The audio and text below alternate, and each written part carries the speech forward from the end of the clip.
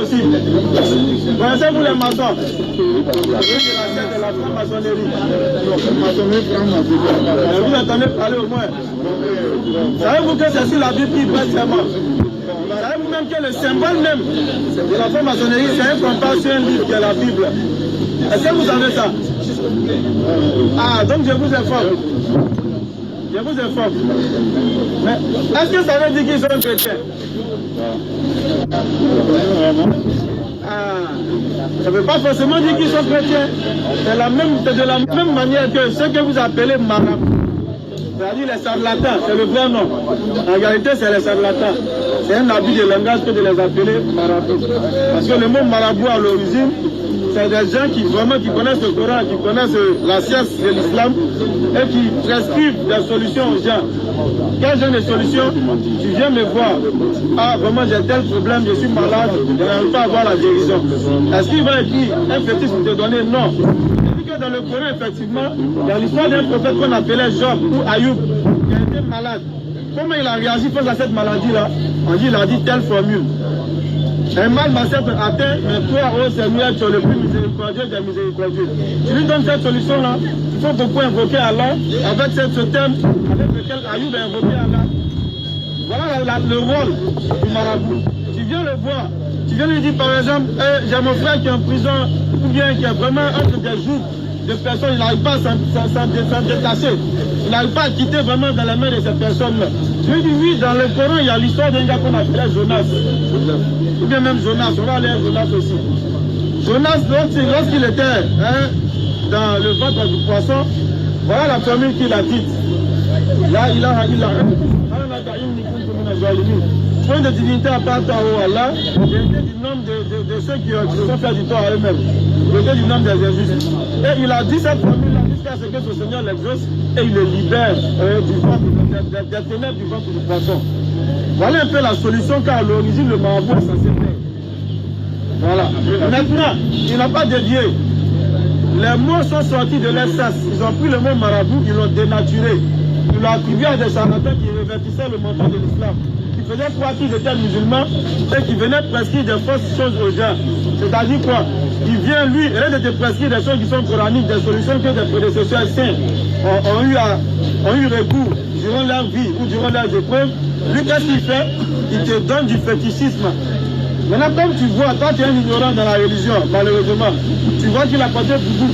Toi, pour toi, celui qui porte boubou est musulman. Tu vois que peut-être il a mis un Coran dans sa maison pour tromper les gens. Toi, pour toi, quand il y a un Coran quelque part, c'est qu'il y a un musulman. Donc toi, automatiquement, pour toi, c'est un musulman. Voilà comment ils ont eu beaucoup de personnes. Maintenant, ceux-mêmes qui sont des mauvaises foi aussi, ils savent que marabout et puis charlatan ou féticheur, c'est pas pareil. Mais pour salir l'islam, il faut exprès pour utiliser le terme marabout. Il y en a qui font exprès. Il y en a comme sûrement vous ne savez pas. C'est pourquoi je vous donne l'exemple de la franc-maçonnerie qui utilise la Bible. Le compas et la Bible sont leurs symboles. Mais est-ce que vous avez dit qu'ils sont chrétiens? Vous les avez déjà vus à l'église? Vous allez dire non. Vous ne savez pas dire qu'ils sont chrétiens. De la même manière, le marabout ou bien le charlatan, il se fait passer pour un musulman. Il n'est pas musulman. Pourquoi? Parce que sur 5 verset 90, c'est clair. Oh les croyants. Oh les croyants. Le vin. Le jeu des hasards. Les jeux des hasards. Les pierres dressées. Les pierres dressées, c'est-à-dire le fétichisme. Les flèches de divination. Passer les gens et autres.